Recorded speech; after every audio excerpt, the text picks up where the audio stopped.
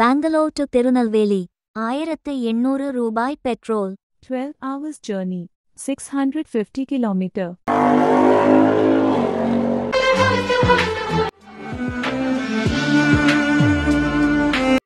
Bangalore to Tirunelveli கிட்டத்தட்ட வந்து ஒரு 650 கிலோமீட்டர் வரும். ஸோ அதை இன்னைக்கு நம்ம வந்து எவ்வளோ நேரத்தில் போகிறோம்னு பார்க்க போகிறோம். ஃபஸ்ட்டு வண்டியை ஸ்டார்ட் பண்ணால் ஆல்ரெடி பார்த்தீங்கன்னா வந்து என்கிட்ட ஒரு 1 லிட்டர் பெட்ரோல் இருந்துச்சு. 2 பாயிண்ட் கம்மிலாம் நான் ஆக்சுவலாக 1 பாயிண்ட் தான் இருக்கும். ஸோ வந்து ட்ரிப்பு ரீசெட் பண்ணிவிட்டு முடிஞ்ச அளவுக்கு பெட்ரோல் ஃபுல் டேங்க் போட பாருங்க. இப்போ என் வண்டிலாம் 11 லிட்டர் கெப்பாசிட்டி. அப்போ நான் வந்து ஒரு 1000 ரூபாய்க்கு போட்டாலே வந்து மேக்ஸிமம் ஃபுல் டேங்க் ஆயிரும். நான் வந்து என்ன பண்ணிட்டேன்னா, நான் பண்ண தப்பு வந்து 500 போட்டேன். ஸோ அது வந்து தப்பு. நீங்கள் முடிஞ்ச அளவுக்கு ஃபுல் டேங்க் பண்ணி லாங் போகிற மாதிரி இருந்துச்சுன்னா போங்க. அப்போ தான் வந்து மைலேஜ் நல்ல மாதிரி கிடைக்கிறது பண்ணணும். ஸோ ஆல்ரெடி நான் வீடியோ போட்டிருக்கேன். இது வரைக்கும் பார்த்தீங்கன்னா திருநெல்வேலி டு பெங்களூர் வீடியோ போட்டிருங்க. இப்போ வந்து நம்ம பெங்களூர்லேருந்து திருநெல்வேலி போகிறது வீடியோ போடுறோம்.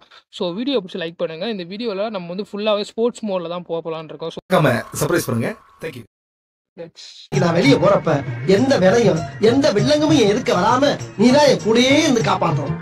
ஸோ கேஸ் ஆல்ரெடி நான் திருநெல்வேலியிலேருந்து பெங்களூர் வரதை வந்து வீடியோ எடுத்து போட்டிருந்தேன். அது பார்த்தீங்கன்னா வந்து பட்ஜெட் ட்ராவல்னு சொல்லலாம். ஏன்னா பார்த்தீங்கன்னா வந்து ஒரு 1500 ரூபாய்க்கு நான் பெட்ரோல் போட்டு கிட்டத்தட்ட வந்து 650 கிலோமீட்டராக 12 ஹார்ஸ்லேருந்து 13 ஹார்ஸ் ஜேர்னி ஆச்சு. ஸோ அது வந்து பார்த்தீங்கன்னா வந்து full and fully urban mode. இப்போ நான் ஃபுல் அண்ட் ஃபுல்லி ஸ்போர்ட்ஸ் மோடில் போட்டு ஓட்டலான் இருக்கேன். ஏன்னா ஸ்போர்ட்ஸ் மோட்டில் எவ்வளோக்குள்ள மைலேஜ் ட்ராப் ஆகுது அப்படி விஷயம்னா ஸ்போர்ட்ஸ் மோடில் போட்டால் வந்து மைலேஜ் ட்ராப் ஆகும். நான் செவனே தானா போய்க்கிருந்தேன். யாரு வம்பு தும்புக்காச்சும் போனனா 650 கிலோமீட்டர் நம்ம ட்ராவல் பண்ணதுக்கு குறைஞ்சபட்சம் நீங்கள் வந்து ட்ரெயினில் ட்ராவல் பண்ணால் உங்களுக்கு 12 மணி நேரம் ஆகுது. அதே டைமிங் தான் பைக்லேயும் ஆகும். ஸோ வந்து முன்ன பின்ன போகலாம் அப்படின்னு நினச்சிங்கன்னா வந்து நீங்கள் போகிற ஸ்பீடை பொறுத்திருக்கு. இப்போ ஆவரேஜாக நீங்கள் 100 கிலோமீட்டர் ஸ்பீடில் போகிறீங்கன்னா வந்து பாசிபிலிட்டிஸ் இருக்குது. பட் வந்து அது வந்து இன்னொரு அஷூரன்ஸ் கொடுக்க முடியாது. நான் எப்போவுமே நான் 2 தடவை ட்ராவல் பண்ணிக்கேன். எனக்கு 2 தடவையுமே கிட்டத்தட்ட வந்து 13 மணி நேரத்துக்கு மேலே தான் ஆச்சு. 160 சிசி பைக்குங்கிறது வந்து நான் ஸ்டாப் ஸ்ட்ரெச்சே இல்லாமல் நான் மடிவாளால் எடுத்தால் நான் வந்து டேரெக்டாக நான் வந்து திருநெல்வேலி தான் ரீச் ஆவேன் அப்படின்னு சொல்கிற மாதிரி இருந்துச்சுன்னா கண்டிப்பாக அது பாசிபிலிட்டிஸ் இல்லை. ஏன்னா வந்து நம்ம வச்சுக்கிறது 160 சிசி தான். இதே நீங்கள் ஒரு ஹிமாலயன் வச்சிருந்தாலுமே அதுலேயுமே நீங்கள் வந்து ஒரு நான் ஸ்டாப்பாக சாலிடாக ஒரு 250 கிலோமீட்டர் வரைக்கும் ஓட்டலாம். ஏன்னா அதோட டாப் ஸ்பீட் வந்து 135 டு 140.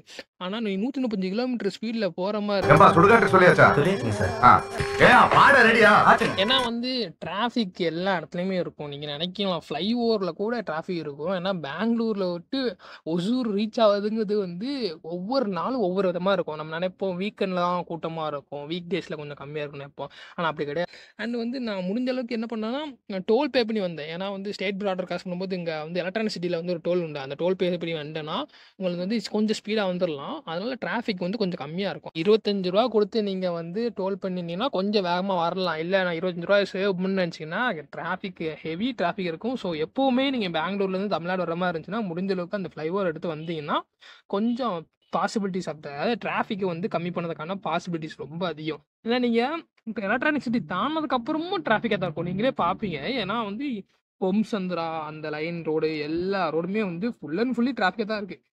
கார் வந்துட்டு போயிட்டு மாதிரி தான் இருக்குது. ஏன்னா இந்தியாவோட மோஸ்ட் டிராஃபிக் சிட்டியில் வந்து நம்ம இருக்கோம்னு சொல்லிட்டு ஒவ்வொரு நாளும் பெங்களூர் வந்து நமக்கு ஞாபகப்படுத்தே இருக்கும். ஸோ நீங்கள் வந்து பெங்களூர் விட்டு வர்ற மாதிரி இருந்தாலும் சரி, பெங்களூர் போகிற மாதிரி இருந்தாலும் சரி, நீங்கள் பெங்களூரில் மறக்க முடியாத விஷயம் நினச்சிங்கன்னா அந்த டிராஃபிக் ஒன்று தான் இருக்கும். அது வந்து ஒரு மாதிரி வந்து அந்த ஊருக்காரங்களுக்கு வந்து அட்ஜஸ்ட் ஆகிருக்கும். பட் நம்ம புதுசாக இருக்கும்போது என்னடா ஊர் இது அப்படிங்கிறது தோண ஆரம்பிச்சுன்னா நான் போக நமக்கு பழகிறேன். அதனால அந்த அனுபவத்தில் சொல்கிறேன்.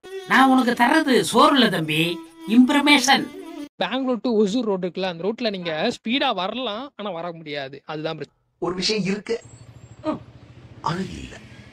எந்த இடத்துல எப்போ டிராஃபிக் வரும்னு சொல்ல முடியாது. அண்ட் போட்டு நிறைய இடத்துல குறுக்க வந்து நிறைய கிராசிங்ஸ்லாம் இருக்கும். அண்ட் நிறைய பேர் வந்து நம்ம முன்னாடி இந்த மாதிரி வருவாங்க, நீங்களே பார்க்கிங்க அந்த மாதிரி வருவாங்க.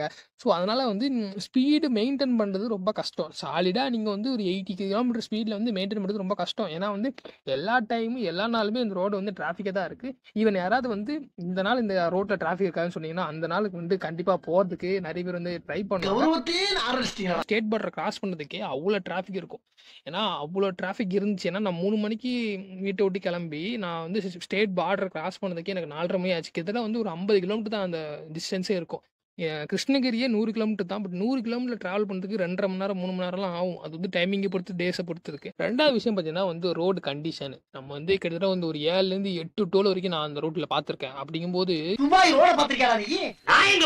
அட்லீஸ்ட் வந்து ரோடையாவது நல்லா பண்ணையா ஆகணும். ஏன்னா வந்து நான் திருநெல்வேலியிலேருந்து பெங்களூர் வரும்போதுமே வந்து ரோடு வந்து அப்பவும் பாலம் வேலை கட்டி தான் இருந்துச்சு. இப்பவும் பாலம் வேலை நடந்துட்டு தான் இருக்குது. 5 மாதத்தில் நீங்கள் கேட்கலாம் 5 மாதத்தில் என்னடா பண்ண முடியும். அப்படி இருந்தாலும் அட்லீஸ்ட் இந்த சர்வீஸ் ரோடு தான் போட்டிருக்காங்களா, இதையாவது கொஞ்சம் நல்லா பண்ணலாம்னு தோணுது. ஏன்னா வந்து சும்மா இல்ல ரூ. 200 ரூ. 300 வந்து டோல் காசு வாங்குறாங்க. அது கொஞ்சம் டெவலப் பண்ணலாம். பட் வந்து Salem after Salem to Madurai road பார்த்தீங்கன்னா வந்து நல்லா இருந்துச்சு சொல்லலாம். அது நல்லா இருந்துச்சு. ஸ்பீடாவும் போலாம். 100, 120 கிலோமீட்டர் ஸ்பீட்லலாம் போலாம். வண்டி அப்படியே கார்லாம் பறந்துச்சுன்னே சொல்லலாம்.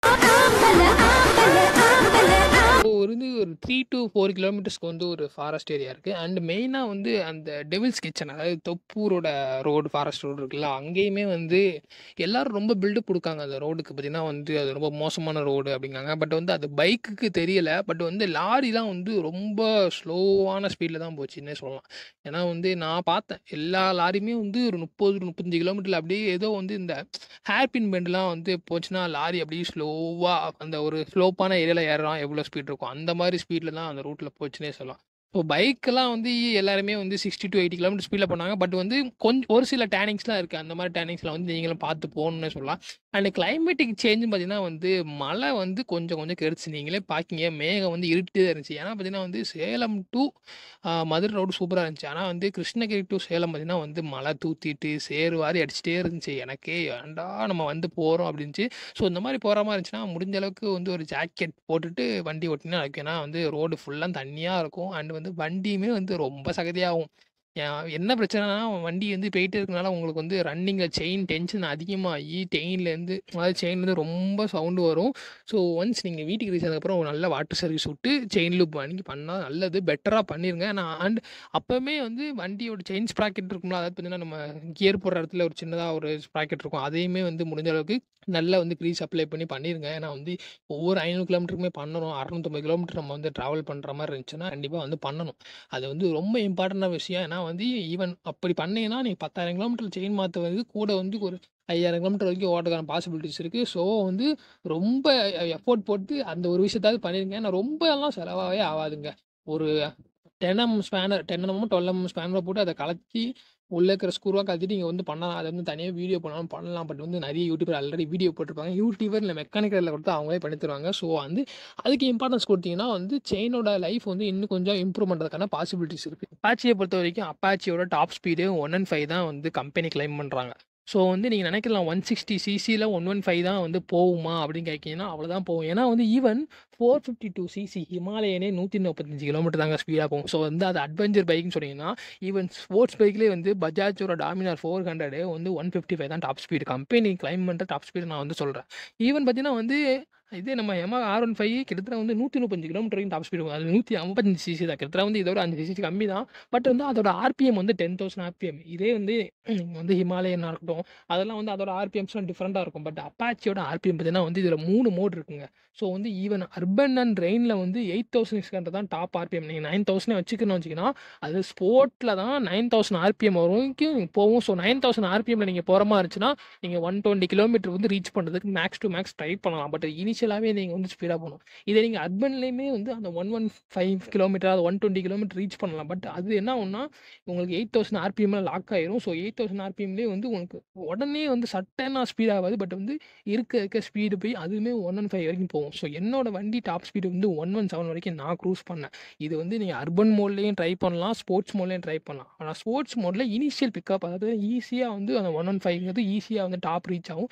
பட் அர்பனில் வந்து கொஞ்சம் ஸ்லோவாக தான் டாப் ரீச் ஆகும். ஆனால் நீங்கள் ஸ்போர்ட்ஸ்லேயே வந்து ரொம்ப லாங் டேர்மாக வந்து நீங்கள் க்ரூஸ் பண்ணீங்கன்னா வண்டி வந்து சீக்கிரமாக மைலேஜ் ட்ராப் ஆகும். ஸோ இதில் இந்த ஜர்னியில் எனக்கு கிடைச்ச விஷயம் பார்த்தீங்கன்னா நார்மலாக நான் 1,500 பெட்ரோல் போட்டேன்னா எனக்கு 2,000 பெட்ரோல் செலவாச்சு. கிட்டத்தட்ட வந்து 5 லிட்டர் பெட்ரோல் எனக்கு வந்து எக்ஸஸாக செலவாச்சு. அதுக்கான காரணம் பார்த்தீங்கன்னா வந்து நான் டாப் ஸ்பீட்லேயே அதாவது 100, 110 கிலோமீட்டர்லேயே வந்து மதுரை அதாவது பார்த்தீங்கன்னா வந்து சேலம் டு மதுரை ரோட்டில் வந்து ஃபுல்லாகவே 100 கிலோமீட்டர் தான். ஸ்ட்ரெஸ் லைட்னு ஒன்று இருக்கும் அந்த வண்டியில், நீங்கள் பார்த்தீங்கன்னா தெரிஞ்சிருக்கும். அதை வந்து ஃபுல்லாக எரிய விட்டு தான் இருந்துச்சு. ஸோ வந்து அந்த மாதிரி டைமில் வந்து மைலேஜ் வந்து ஹெவியாக ட்ராப் ஆகும். ஸோ நீங்கள் அதுக்கு என்ன பண்ணணும்னா நீங்கள் ஸ்லோவாக தான் போகணும். அதுக்கு என்ன பண்ணலாம்னா ரொம்ப ஸ்லோவாக போகணும் அவசியம் இல்லை. நீங்கள் வந்து 89, 90 வரைக்கும் இந்த வண்டியில் போகலாங்க. அந்த நீங்கள் வண்டி அப்பாச்சியை பொறுத்த வரைக்கும் 80 to 90ங்கிறது நல்ல ஸ்பீடு. ஸோ மைலேஜுக்கு முக்கியமான விஷயமே வந்து நீங்கள் எல்லோரும் நினைக்கலாம் ஸ்லோவாக போனால் வண்டி நல்லா மைலேஜ் தரும் அப்படின்னு சொல்லிட்டு. அதெல்லாம் வந்து கம்யூட்டர் பைக்ஸில் நிப்பாட்டிடணும். But city plus sports commuter பைக்ஸில் வந்து அது பாசிபிலிட்டி இல்லை. ஈவன் அப்பாச்சியில் 3 மோட் இருக்குன்னு நான் ஸ்டார்டிங்கில் சொல்லுவேன். இப்போ அர்பன் அண்ட் ரெய்னி மோடுங்கிறது வந்து குறிப்பிட்ட டைம் வரைக்கும் ஆர்பிஎம் லாக் பண்ணிடணும். ஸோ 8,600 தான் மேக்ஸிமம் ஆர்பிஎம். ஸோ நீங்கள் வந்து என்ன தான் க்ரூஸ் பண்ணாலும் வண்டி 8000 ஆர்பிஎம் மேலே ரீச் ஆகாது. பட் அதுலேயுமே 115 கிலோமீட்டர் டாப் ஸ்பீடு ரீச் பண்ணலாம். ஸோ நீங்கள் உங்களுக்கு வண்டி வந்து ஒரு எனக்கு இப்போ அப்பாச்சிக்கு வந்து கம்பெனி ரிப்போர்ட்டர் கிளைம் மைலேஜ் பார்த்தீங்கன்னா வந்து 41 to 42. ஆனால் வந்து ஓனர் ரிப்போர்ட்டர் கிளைம் மைலேஜ் பார்த்தீங்கன்னா வந்து 45. ஸோ வந்து உங்களுக்கு வந்து எனக்கு 50 கிலோமீட்டர் வரைக்கும் மைலேஜ் கிடைக்கணும் அப்படின்னு என்ன பண்ணணும்னா 5000 ஆர்பிஎம்க்கு மேலே போகக்கூடாது. ஸோ 5000 ஆர்பிஎம்லேயே நீங்கள் வண்டியை ஓட்டுற மாதிரி இருந்துச்சுன்னா 50 கிலோமீட்டர் அசால்ட்டாக அப்பாச்சிலுமே கிடைக்குங்க. இதே நீங்கள் வந்து எனக்கு 45 வந்தாலும் போதும், இல்லை 40 வந்தாலும் போதும்னா நீங்கள் வந்து 45 வரும்னா கிட்டத்தட்ட வந்து 7000 ஆர்பிஎம்மில் நீங்கள் வந்து வண்டியை க்ரூஸ் பண்ணீங்கன்னா 45 கிலோமீட்டர் நல்லாவே மைலேஜ் கிடைக்கும். அண்ட் இப்போ 9000 ஆர்பிஎம்ல போயிட்டீங்கன்னா சாலிடாக வந்து மைலேஜ் லாஸ் ஆகும், 35லாம் கிடைக்கும். இதே நீங்கள் வந்து எனக்கு அர்பன் மோட்லேயே போடுறேன், ஆனால் வந்து நான் ஒரு 80 to 90லே போகிற மாதிரி இருந்துச்சுன்னா அதுதாங்க அந்த வண்டிக்கான பர்ஃபெக்டான ஆர்பிஎம் பார்த்தீங்கன்னா வந்து 8000 தான். 8000 to 7000 எனக்கு தெரிஞ்சு 8000 அதிகம் தான். 7000 ஆர்பிஎம்மில் 89 to 90 கிலோமீட்டர் ஸ்பீடில் க்ரூஸ் பண்ணி தான் வண்டி அசால்ட்டாக 45 கிடைக்கும். 40 to 45 வேரியேஷனே இருக்கும். ஸோ லாங் ரைடு போகிற மாதிரி இருந்துச்சுன்னா நீங்கள் கண்டிப்பாக வந்து 45 கிலோமீட்டர் மைலேஜ் எனக்கு கிடைக்கணும் அப்படின்னா நீங்கள் வந்து 7000 இல்லை 8000 ஆர்பிஎம் மேலே வண்டியை க்ரூஸ் பண்ணாதீங்க. 80 to 90 கிலோமீட்டர் ஸ்பீட்லேயே போனீங்கன்னா அதுலேயுமே நீங்கள் 12 மணி நேரத்தில் ரீச் ஆகிடலாம். நீங்கள் நினைக்கலாம் வந்து நம்ம 100 கிலோமீட்டர் ஸ்பீடில் போனால் வந்து ஒரு மணி நேரம் 2 மணி நேரமாக டிஃப்ரென்ஸ் இருக்கும். ஸோ என்னை பொறுத்த வரைக்கும் நீங்கள் 90 கிலோமீட்டர் ஸ்பீடில் போகிறீங்களோ இல்லை 120 கிலோமீட்டர் ஸ்பீடில் போகிறீங்களோ அது முக்கியம் இல்லை, சேஃபாக போகிறீங்களா அதுதான் முக்கியம். ஸோ ட்ராவலை என்ஜாய் பண்ணுற மாதிரி இருந்துச்சுன்னா நீங்கள் பொறுமையாகவே போகலாம். ஸோ ஓவரால் எக்ஸ்பென்ஸ் பார்த்தீங்கன்னா கிட்ட வந்து 2000 ரூபாய்க்கு நான் பெட்ரோல் போட்டேன். கிட்டத்தட்ட 13 நாள் நான் ட்ராவல் பண்ணியிருக்கேன். ஸோ அதில் வந்து ரெஸ்ட்டும் எடுத்துகிட்டு நான் ட்ராவல் பண்ணேன் சொல்லலாம். அண்ட் வந்து இப்போதைக்கு எந்த வண்டியில் வந்து எந்த ப்ராப்ளம் வராது. ஏன்னா வந்து நீங்கள் 4000 கிலோமீட்டருக்கு ஒரு தடவை ஆயில் மாற்றினா போதும். ஆனால் ஸ்டார்டிங்கில் சொன்ன மாதிரி உடையில சொல்லியிருப்பேன், நீங்கள் வந்து இப்போ வீட்டுக்கு வந்ததுக்கப்புறம் வண்டியை வந்து ஒரு ஜென்ரல் சர்வீஸ் 100 ரூபா கொடுத்துட்டு ஆயிலை மட்டும் மாற்றிடுங்க. அவ்வளோதான் ஃப்ரெண்ட்ஸ். இந்த வீடியோ பிடிச்சா லைக் பண்ணுங்கள்.